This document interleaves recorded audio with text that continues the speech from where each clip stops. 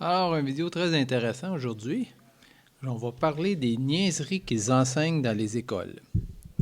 Alors, un des exemples des niaiseries qu'ils enseignent dans les écoles, c'est la disparition des dinosaures. Selon eux, les dinosaures ont disparu de la Terre il y a 66 millions d'années. Calcul très facile à faire, hein, n'est-ce pas? Et ils ont des photos pour prouver comment les dinosaures ont disparu aussi il y a 66 millions d'années. Il y avait des caméras satellites qui flottaient dans les airs à cette époque-là et qui a photographié cet énorme astéroïde qui a frappé la Terre, n'est-ce pas, il y a 66 millions d'années. Et le méchant astéroïde a fait disparaître tous les beaux dinosaures de la Terre. Quelle tristesse! Quelle tristesse! Que les dinosaures aient disparu de la Terre par ce méchant astéroïde, il y a 66 millions d'années. Et où il a frappé cet astéroïde il y a 66 millions d'années? Eh bien, il s'est écrasé dans la péninsule du Yucatan. Alors, pour comment un astéroïde qui s'est écrasé dans la péninsule du Yucatan a fait disparaître tous les dinosaures de la Terre au complet, on n'en a aucune espèce d'idée. Est-ce que les dinosaures habitaient tous dans le Yucatan? Bien entendu que non. Alors, comment est-ce possible qu'un astéroïde qui s'écrase dans le Yucatan il y a 66 millions d'années ait fait disparaître tous les dinosaures? Une absurdité totale. Surtout que, imaginez-vous, les papillons existaient à cette époque-là, selon eux. Car les papillons existaient sur Terre il y a 201 millions d'années. Imaginez-vous, ils sont là depuis 201 millions d'années, aux côtés des dinosaures. Ils osent dire ça. Ils osent dire que les papillons ont habité à côté des dinosaures et les dinosaures ont disparu à cause de l'astéroïde, mais les papillons ont survécu. C'est très, très, très, très logique. Très logique. Et c'est ce qu'ils enseignent à nos enfants dans les écoles. Je vais vous donner un autre exemple de la science qu'ils enseignent à nos enfants. Alors, l'apparition de l'être humain. Alors, selon eux, les êtres humains ont apparu il y a 7 millions d'années. Les premiers êtres de la lignée des hommes sont apparus comme ça, là.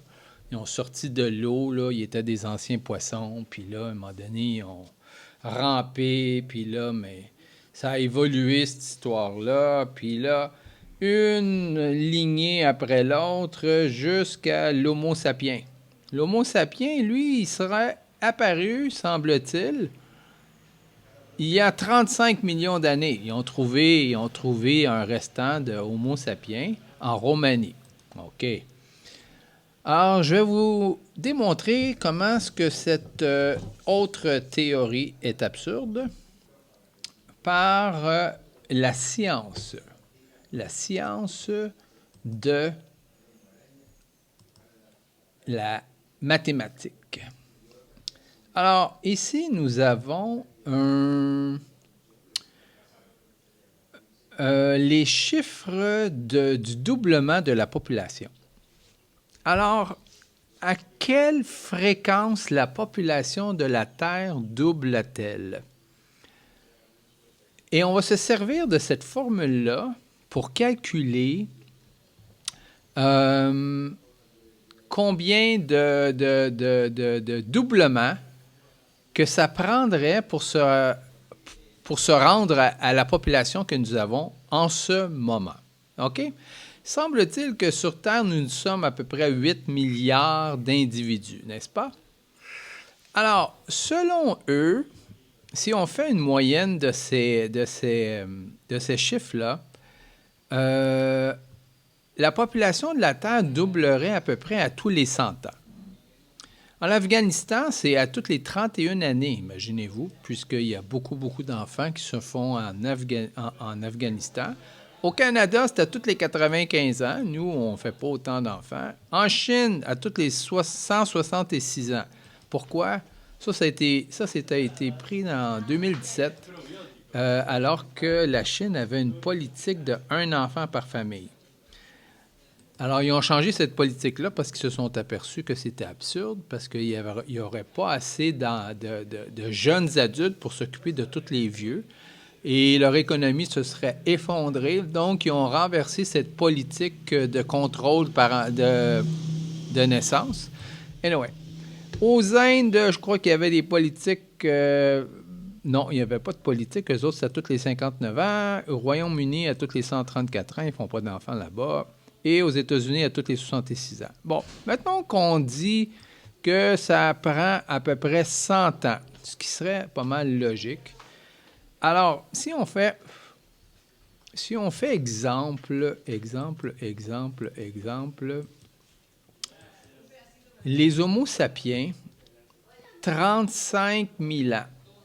Alors, 35 000 ans divisé par 100 ans, OK, on enlève les deux zéros ici, ça fait 350 doublements. Est-ce qu'on est d'accord là-dessus? Hein? On va prendre la calculatrice, on va le faire ici. 35 000 ans, à toutes les 100 ans, on divise par 100, ça fait 350, n'est-ce pas? Alors, 350 doublements. Donc, on va prendre une hypothèse qu'il y a 35 000 ans, il y avait 8 êtres Homo sapiens sur Terre. C'est bien entendu que si ces gens-là étaient là il y a 35 000 ans, ils n'étaient pas juste 8, n'est-ce pas? Ils étaient des milliers. Mais mettons, il était juste 8. On va juste prendre la date, juste le nombre 8. OK? On va faire 8. OK? 8 multiplié par 2. Le premier doublement. Ça fait 16. On va faire l'exercice 30 fois. Juste 30 fois. Pas 350 fois. 30 fois seulement. OK? Alors, on part avec 8 individus. Ça double à toutes les 100 ans. Alors, on a un doublement ici. Après 100 ans, on est 16. OK? On double encore. On est 32, 2 fois. 3 fois. 4 fois. 5 fois. 6 fois. 7 fois. 8 fois. 9 fois. 10 fois. 11 fois. 12 fois. 13 fois. 14 fois. 15 fois. 16 fois. 17 fois. 18 fois. 19 fois. 20 fois. 21. 22. 23. 24. 25. 26. 27. 28. 29. 30. 30 fois. Alors, d'après moi, j'ai été un petit peu plus que 30 fois. On a combien de personnes ici? On a 1, 2... On a 4 milliards 294 millions 967 296. On va faire un autre petit doublement juste pour le fun. Je pense que j'en ai oublié un. On est rendu à 8 milliards d'individus. Et on a doublé 30 fois. Encore une fois, on n'a pas doublé 350 fois. On a doublé que 30 fois. Alors, 30 siècles. 30 siècles, c'est 3000 ans. À partir de 8 individus, on a doublé à tous les 100 ans. On est rendu à 8 milliards d'individus. Combien d'individus nous sommes sur Terre en ce moment? On est à peu près 8 milliards d'individus sur Terre. Et 3000 ans, ça nous amène où? Ça nous amène où, mes amis? Eh bien, ça nous amène à l'arche de Noé. Imaginez-vous, toutes les vieilles civilisations de la Terre ont mentionné un déluge et une arche. Toutes. Les Sumaltrains, les Chinois, les Hébreux, naturellement, toutes les vieilles civilisations. Et quand est-ce qu'a eu lieu le déluge et l'arche de Noé? Il y a à peu près 3500 ans. Assez étonnant, n'est-ce pas? Et combien y avait-il de personnes dans l'arche de Noé? Il y avait 8 personnes dans l'arche de Noé.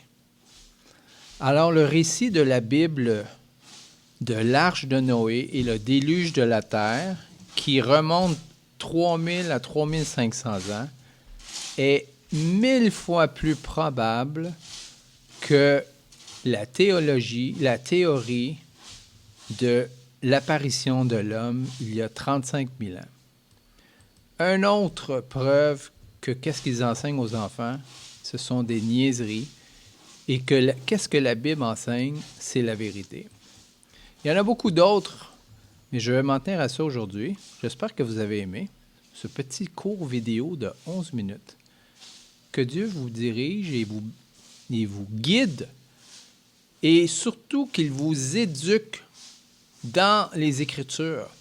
Et je vous encourage fortement à lire la Bible et à lire le récit de l'arche de Noé, qui est dans la Genèse. Et il y a les descendances et les dates. Tout est là. Prenez soin de vous. Que Dieu vous bénisse.